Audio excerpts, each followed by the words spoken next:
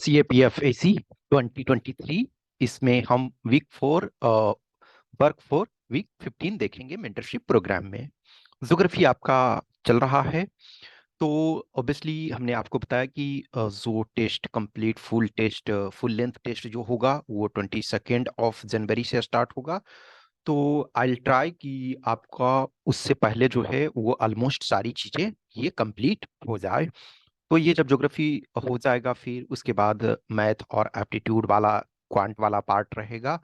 और करंट जो है वो एक तरह से क्या है, करंट चलते रहता है। करंट कभी भी आपका फिनिश नहीं होता, इन द सेंस कि जो कन्वेंशनल पेपर्स हैं, कन्वेंशनल सब्जेक्ट्स हैं, उसमें आप ये करते हो कि अच्छा हमने इसको वन टाइम कवर कर लिया। लेकिन करंट तो क्या है, डेली आपका नया चलते रहता है और वो एक तरह से आपका जून तक चलता रहेगा, यानी कि जून मंथ तक जो होगा उसका आपको करना है। फिर उसके बाद जुलाई वाले को ऑलमोस्ट थोड़ा बहुत 10-5 दिन कर लेना है। अदरवाइज जून तक का आपको प्रॉपर करना है।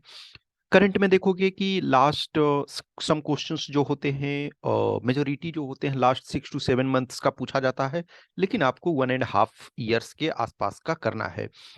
लास्ट 6 मंथ का, यानी कि जनवरी 2023 से लेकर के जून 2023 तक का आपको कंप्लीट प्रॉपर डिटेल में करना है। और उसके पहले आपका जो 1 year के आसपास होगा उसके पास उसका ओवरव्यू आपको ये जानना है।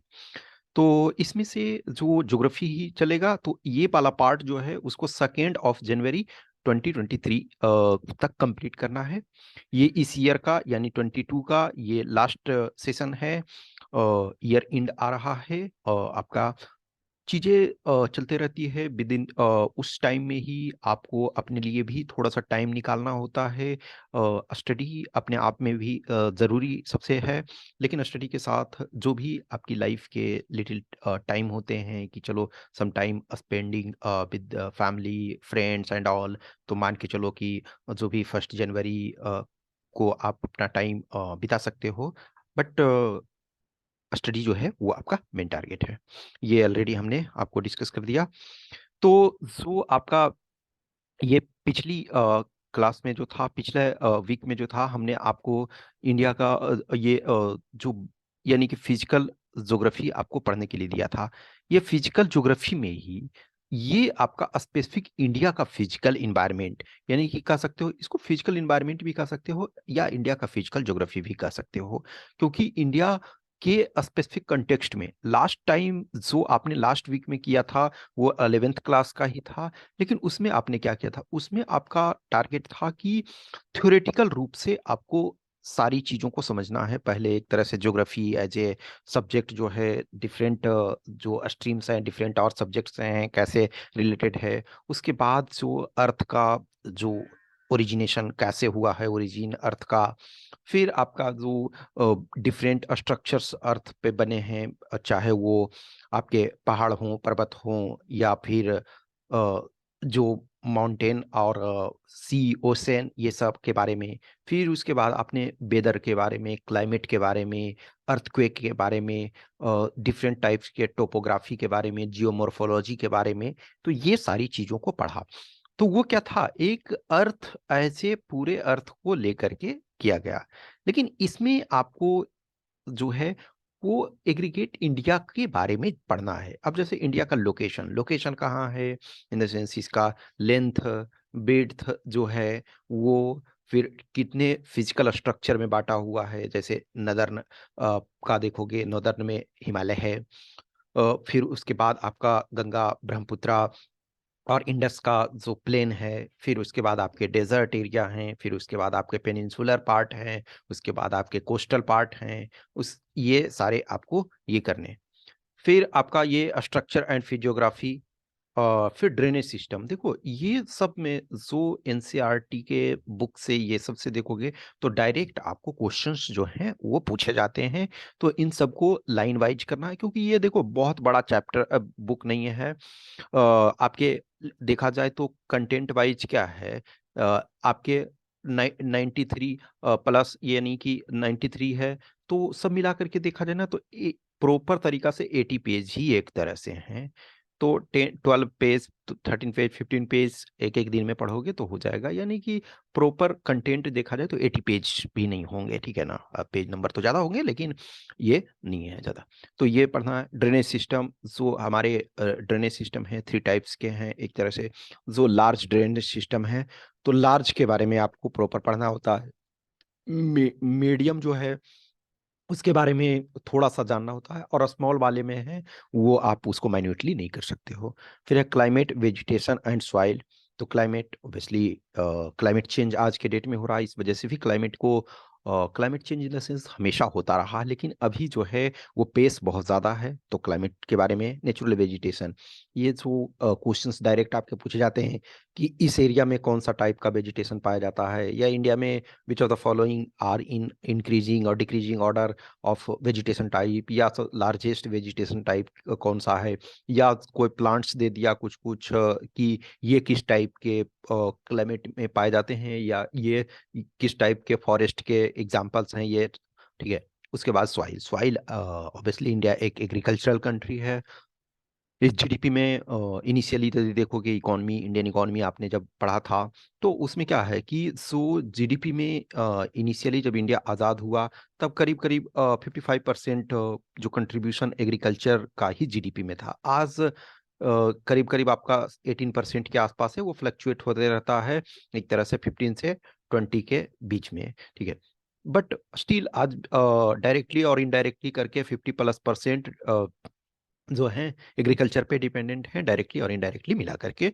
अब डायरेक्ट रूप से देखा जाए तो 43-44% के आसपास लोग एग्रीकल्चर में लगे हुए हैं। फिर आपका natural hazards and disasters, causes, consequences and management. Natural disasters, hazards, ये जो हैं ये पहले भी आ रहे थे, ये सिंस टाइम इमेमोरियल एक तरह से ये चलता आ रहा था।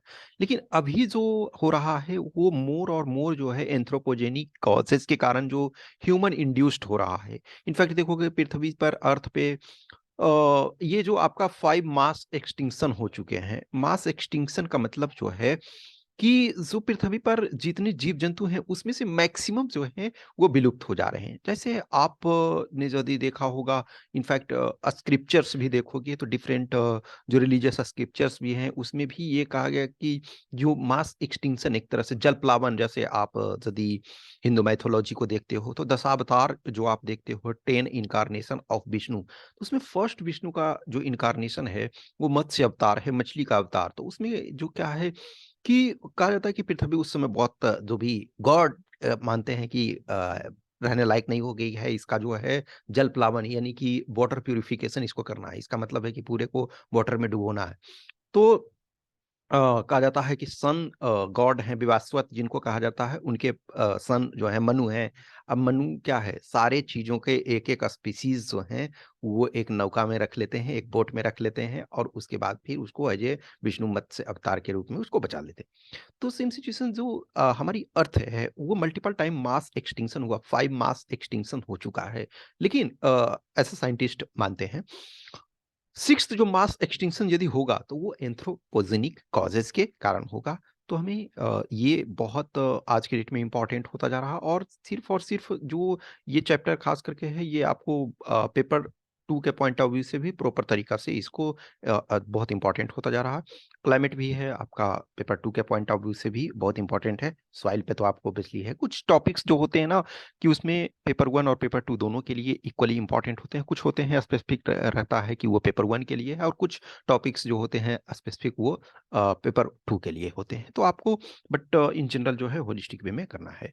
तो इसको 2 जनवरी तक कंप्लीट ये करना है। देखो सम टाइम क्या होता है ना कि हर पर्सन जो है उसका जो स्टडी का पेस है वो डिफरेंट है। यदि आप पहले कंप्लीट कर लेते हो तो प्रीवियस जो टास्क हैं जहां आपने कंप्लीट नहीं किया था उसको आपको रिवीजन रिवीजन करते रहना है, और जो टेस्ट वगैरह है वो आपको रेगुलर देना है। पेपर 2 में क्या करना, पेपर 2 में जो शुरू से आप जुड़े हुए हो उनको मैंने सारे टास्क एक तरह से ये करवा दिए हैं। अब वो पूरा, और जो भी पेड वाले में जुड़े हुए हैं तो उनको मैंने सारे एक्सेसिबिलिटी ये करवा दिया है। इस वीक में क्या करना है कि आप आराम से 22 का जो पेपर आया है तो 22 के पेपर को पूरा सोल्व करोगे आप।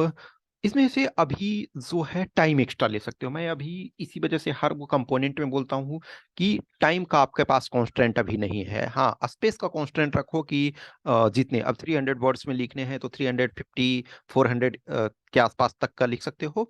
लेकिन टाइम आप एक्स्ट्रा ले सकते हो, नो डाउट। यदि आप फर्स्ट टाइमर हो, आप स्टार्ट किए हो, या चीज़ों को प्रॉपर आपके पास अभी कमांड नहीं है, तो आपको लिटिल टाइम लग सकता है। तो अभी टाइम के लिए इंपॉर्टेंट नहीं है। 3 आवर्स की जगह आप 4 आवर्स भी लगा सकते हो, आप 5 आवर्स भी लगा सकते हो, उसमें कोई दिक्कत नहीं है। तो इधर इस वीक में क्या है, 22 वाला जो पेपर है उसको आप सॉल्व करोगे।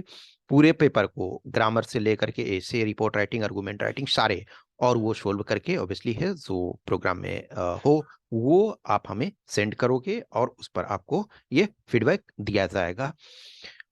टेस्ट से जो फाइनल अब टेस्ट स्टार्ट आपका फुल लेंथ का होगा, उससे पहले आप चीज़ों को अब पूरे कंप्लीट एक बार चीज़ें हो जानी चाहिए, ताकि आप उसमें से कंफर्टेबल, क्योंकि उसमें से ट्राई करना है कि जो भी टेस्ट होंगे तो आपको कंप्लीट करना चाहिए विद इन टाइम। लेकिन अभी जो है, मैं हर बार जो भी, चाहे आपको ऐसे देता हूँ, चाहे रिपोर्ट देता हूँ, आर्गूमेंट देता हूँ, जो भी टास्क देता हूँ, तो उसमें मैं टाइम कांस्टेंट आपको नहीं रखता हूँ कि टाइम आप भी एक्स्ट्रा लगा सकते हो। लेकिन जब वंस टेस्ट प्रॉपर तरीका से स्टार्ट हो जाए तो कोशिश करना है कि आपको विद इन टाइम करना है। कुछ भी क्वेश्चंस, क्यूरी, डाउट्स होता है तो आप हमें मैसेज कर सकते हो, इधर इस व्हाट्सएप नंबर या इस टेलीग्राम नंबर पे। देखो, ये प्रोग्राम जो भी है, ऑब्वियसली जो कंटेंट, बहुत सारी चीज़ों को जो मैं प्रोवाइड करता हूँ वो पेड वाले के लिए। लेकिन ये मैं जो वीडियो है ये ओपन में मैं इसको रखता हूँ इस वजह से कि जो भी चाहें उस चीज़ को फॉलो कर सकते हैं। कुछ कैंडिडेट होते हैं कि हाँ ठीक है, मुझे सेल्फ स्टडी करना है लेकिन हम टेस्ट लिखना चाहते हैं, या जो भी है, तो आप उसके अनुसार करो। और अदरवाइज मैं हमेशा बोलता हूँ कि self study is the best study. आप जितना खुद से कर सकते हो, जितना आपकी अंडरस्टैंडिंग बेटर होगी, वो अच्छा होगा। टीचर, मेंटोर की आवश्यकता इस वजह से होती है कि शायद आप एक तो सब चीज आप खुद से नहीं कर सकते हो, कहीं आपकी कुछ डाउट्स होती है, कुछ कंफ्यूजन होता है, तो उसको आप देख सकते हो, उसको आप कर सकते हो।